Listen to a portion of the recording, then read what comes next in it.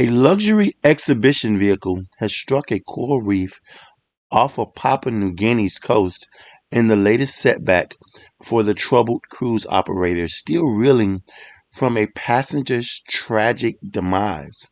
The coral adventurer became grounded nearly 19 miles from Lae on Saturday morning after colliding with a reef, forcing crew members to alert authorities at around 6 a.m.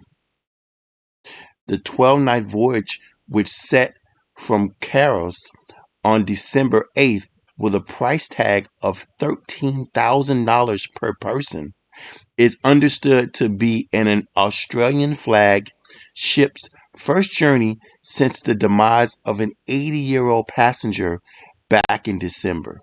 Instead, 123 people, comprising 80 passengers and 43 crew, found themselves stranded on the grounded vessel while waiting high tide to assist with floating operations. This ship is kind of bad luck. At this point, like, hey man, you want to go get on this cruise tanker right here? My my response would be, man, hell no. Y'all crazy? Everything going wrong.